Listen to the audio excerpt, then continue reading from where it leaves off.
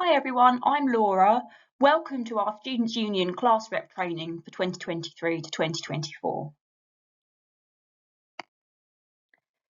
The objectives of today's training are for you to find out more about the benefits of being a class rep, understand the rep structure, understand your role as a class rep and why it's important to us at the union, how to gather feedback and present it correctly, learn about SSLCs and how to approach them. I'll explain a lot more about SSLCs a little bit later on. And also find out more about the role of a programme rep and how they can help you in your role as class rep. So what is the Students' Union?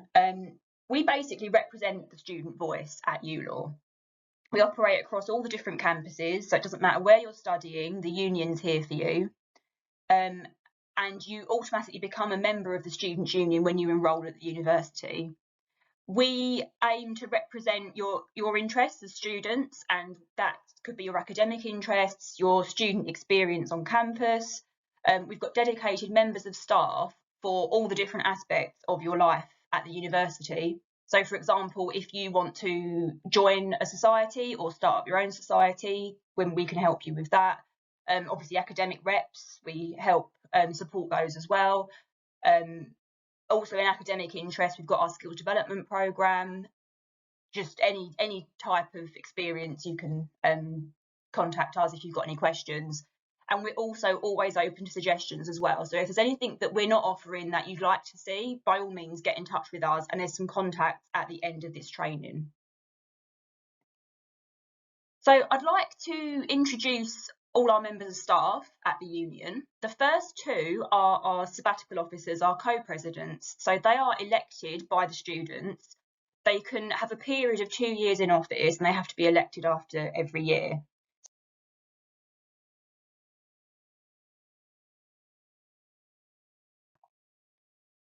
We also have members of full-time staff at the union. We aren't elected, we're appointed in the same way as any other member of university staff, and we don't have a set term of office or anything like that.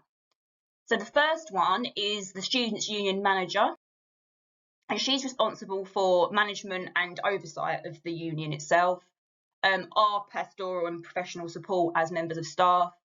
Also, she manages the finances of the union and she manages events as well. Then on the right there, you've got me, Laura. I'm the academic representation coordinator, and I am the first point of contact for you as class reps and also programme reps. And I provide your training like I'm doing now, and I also manage the skills development programme. So you should have had an email about the skills development programme. We offer a wide range of different workshops that can give you extracurricular skills that you can put on your CV. Also law specific ones, some that aren't specific to law. There's a self-defence course this term. So if you haven't checked that out, make sure to check out our skills development programme for this term. Also in the union, we have Gary, and he's our student engagement coordinator. Gary supports all the other kind of elected positions that aren't programme reps. So our liberation officers, our campus vice presidents, and our international events, and he helps them with like different events and campaigns. He also administrates the student pool and the culture and languages partnerships. Then we have Chris, who's our communications and marketing coordinator. Chris manages our SU website and promotes our activities via social media, and he supports us as staff as well with writing content. Last but not least, we have Monique, and she is our advice coordinator. So she's responsible for the kind of day-to-day casework of the Student Advice Centre. So if you've got like a complaint, an appeal, we want to apply for a concession, then Monique is the person that you would contact, and the email address is just there on the screen for you.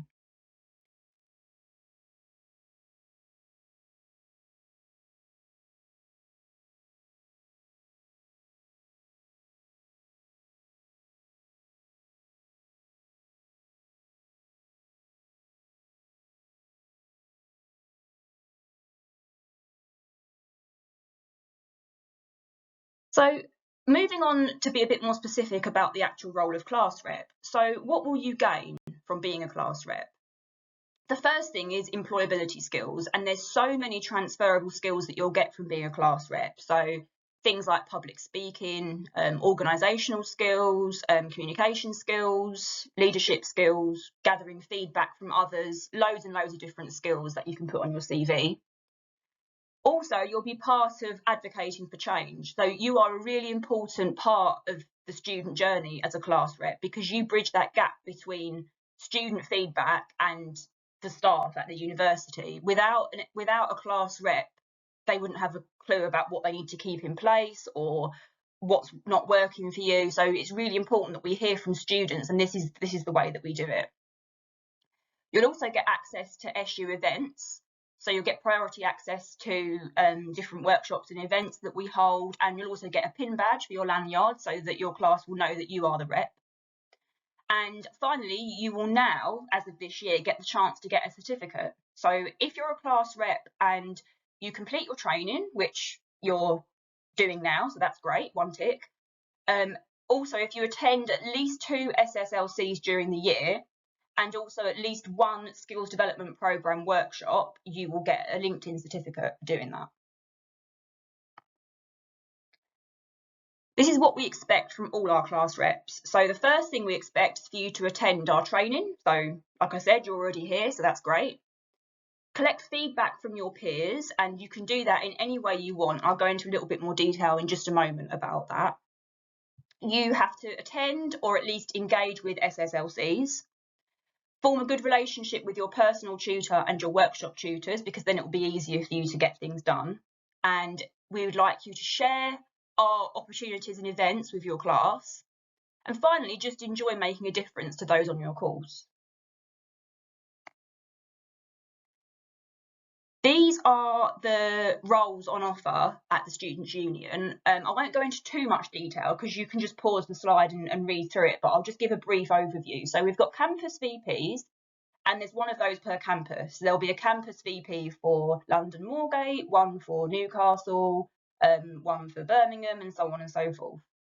And we also have equalities officers, and there's 6 roles available. So an LGBTQ+ officer, BAME officer, women's officer, disabled students officer, freedom of religion and belief officer, and a mature students officer. So they obviously gather feedback from the students within those groups that they represent. Class reps, that's you.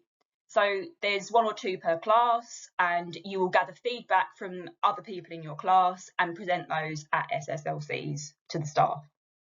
It also says there you can enlist the help of the programme rep if needed. A programme rep is, there's only 1 per course, it's a national role. So on the LLB, for example, you'll have all the class reps at the campuses that represent 1 small workshop, and then you'll also have an LLB programme rep who could be from any campus, but they look after all the class reps throughout the country that are studying the LLB as well. And they work with class reps to gather feedback and kind of identify common themes that they can then take to Student Parliament. Student Parliament is made up of all our elected representatives except you guys. So you go to SSLCs, everyone else goes to Student Parliament. Student Parliament is held about 3 times a year, and they approve policy and kind of steer the direction of the SU as well. We have student members of the SU governing board who have a say in the kind of strategic oversight of the SU. We then have international global reps who represent international students who are studying our courses internationally. So it could be that they're studying online from their home country, from Berlin or from Hong Kong. And then finally, we have the UK international reps, and they represent our international students that are studying at our UK ULaw campuses. And all of these roles will be responsible for gathering feedback, but the way in which they present it will be slightly different depending on the role. In terms of how you fit into this structure, I won't go through the whole diagram, but if you look at the one in red that says class reps, you'll see that you are feeding both into SSLCs and also to programme reps. So you'll take your feedback primarily to the SSLC. If it's something that can't be dealt with at the SSLC level, you can then take it to your programme reps and they can take it further to Student Parliament. So I want to talk a little bit more about gathering feedback. So this is your primary role as a representative, the most important thing that you do. In terms of what feedback you gather, it's kind of up to you on exactly what sort of feedback you gain. It could be generic feedback, it could be specific feedback. You might find that there's a particular theme that keeps coming up and you might want to get a little bit more information about that particular theme. Or it could be that it's just general feedback about the course or the campus or whatever. There's various methods for gathering this feedback, and different methods will work better depending on sort of your role and the group of students you represent, etc. It's completely up to you. You can be. In terms of the SSLC, I know I haven't actually gone into much detail about an SSLC yet, but that's coming a little bit later on. But basically, we really need you to focus on not just negative feedback. It's really easy to get carried away with what's not going well and sort of say, oh, we need this, we need this. But the problem is, if you only give negative feedback, the university doesn't know what's going well, and it can mean that they'll get rid of things that the students really liked, but they didn't know that. So it's really important. If something's going well, let them know, because otherwise it could be got rid of. Also, yes, of course, areas for improvement. So concerns within your study programme, general across campus issues like with facilities or something, you can raise those as well. If you can think of a solution, they'd love to hear it, bring it along, but don't raise grievances about individual staff members. So if it's a problem with the course or the sort of the way that the teaching's being taken place, that's different. But if it's an actual personal grievance with an actual staff member, please don't bring them to an SSLC. You can raise them directly to your PSL. But yeah, don't bring those to SSLCs, please. With this, but there's some ideas. If you're not sure how to get started, you could create either a Facebook group or a WhatsApp group for your class, and then they can send you their feedback via that. You can do drop-in sessions, so they could be online ones or in person where people can drop in with their feedback. You can do a survey, but if you do a survey, just be careful not to. So if you phrase a question like, do you agree that whatever the question is, you can lead people to answer in a certain way. So if you're going to do surveys, just be careful that they're worded quite neutrally, your questions. You can do lecture shout outs, so you can ask your tutor for 2 minutes, either at the start or the end of a lecture or a workshop. Just introduce yourself and explain where people can send their feedback. You can do emails, so you can say to students, drop me an email, here's my email address. If you've got any queries, just let me know.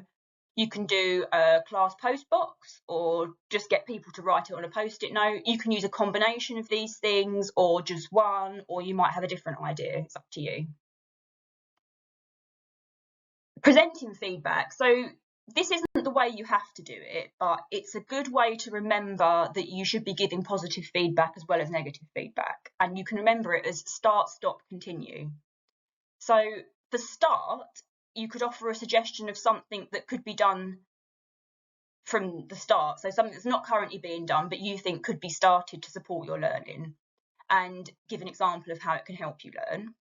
Stop, obviously, is something that could be stopped because it's hindering your learning, and then you can give an example of exactly how it's disadvantaging your learning. And then continue would be something that is being done that you'd like to carry on. So in practice, I've done a little example for each one. So for start, you could say something like, it would be really helpful if students could be reminded about mocks or practice assessments, as this will help them be better able to manage their learning schedules. So you're saying, this isn't currently in place, can we start it? For stop, I've written, there seems to be an issue regarding the schedule and weight of work, with all the heavy topics being done at once. This makes it really difficult for students to manage their time effectively and is leading to burnout. So you're saying, this isn't working for us. Can we stop this? For continue, I've used the example, students appreciate the level of civil skills feedback, which has been very in-depth and will help them improve their opinion writing and drafting. So it's something that's being done now that you'd like to carry on because it's working well. You can also do like a feedback sandwich. So you could do like good, bad, good, because it kind of cushions the blow a little bit. Teachers sometimes use this. So if they're giving you feedback on your work, they might say, oh, this is brilliant, you've done this really well. Next time, please do this, this and this. But this has also been done well. So you're kind of sort of softening the blow a little bit. You can also do it in that way if you don't want to use start, stop, continue. But please, again, just make sure there's some positive stuff in there, because then we know what you're enjoying on your course. Just a few sort of comments about the timings and formalities. As I've said, 2 to 3 times a year, once per semester or term, for every course on every campus. They're usually about an hour long, might be slightly different depending on what's being discussed, but usually they're about an hour. They're held at a time that is most convenient for most people to be able to attend. Usually they're online. We've recommended that they be held online because it's easier for students to be able to attend. If you find that they're not being held online and you can't attend them, let me know and I'll see what I can do. If you can't attend, you can submit feedback in advance. So you can send, in advance of the meeting, you can send your cohort's feedback and it will be discussed in the meeting.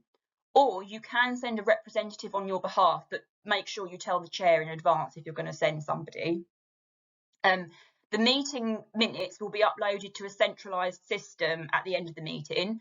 If you want to view those minutes, just email me and I'll send them to you. I've also included, with this training, I've included a meeting minutes template so you can see the sort of structure of how the minutes are going to be uploaded. So, as I said, I'm going to tell you more about SSLCs. An SSLC is a Student Staff Liaison Committee. It's probably the most important thing, apart from gathering feedback, that you will do in your role as a class rep. Within a Student Staff Liaison Committee, an SSLC, they'll have class reps, so you guys, and you will be speaking on behalf of all the students in your class. And also at the SSLC will be members of staff, so academics, some of your tutors, your PSL, and other key members of staff. So it will vary from meeting to meeting depending on staff availability, but it could be, for example, employability might be there or facilities might be there, so that they can hear your concerns and comments firsthand. They're a forum that you can discuss any issues with your course or your university experience after gathering that feedback from the others on your course using the techniques that I've shown you already. We have about 2 to 3 SSLCs a year for every course on every campus. So you'll have to attend 2 to 3 in the year, once per term or semester.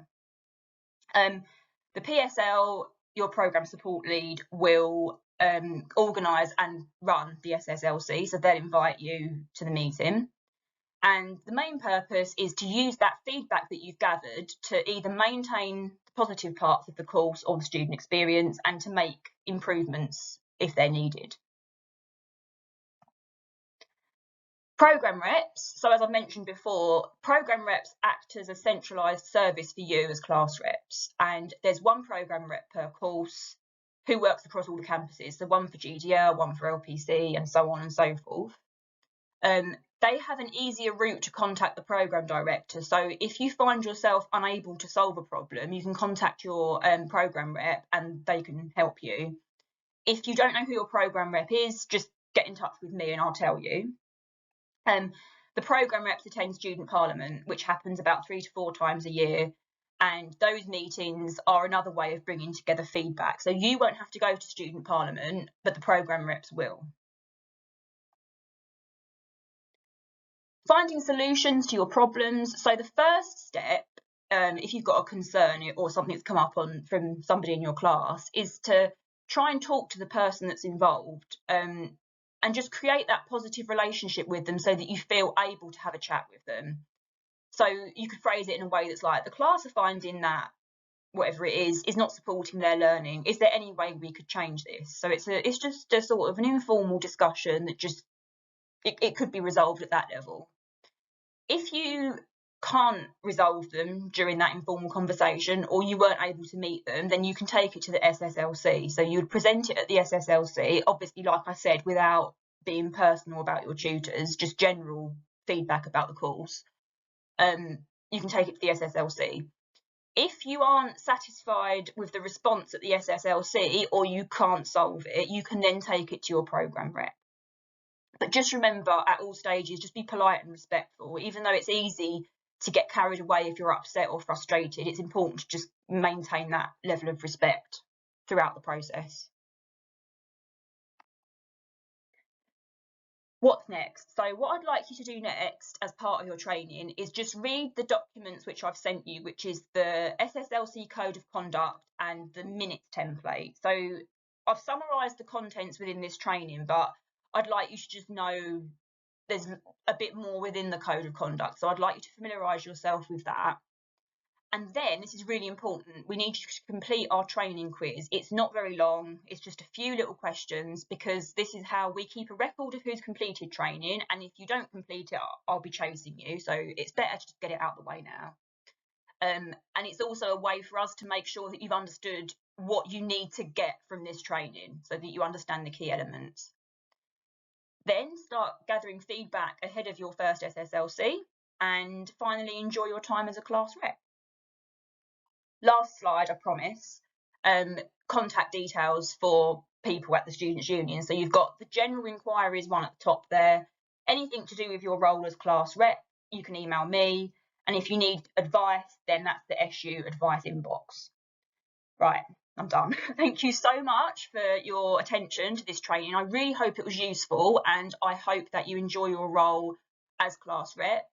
And anything you need, just let me know. Thank you very much.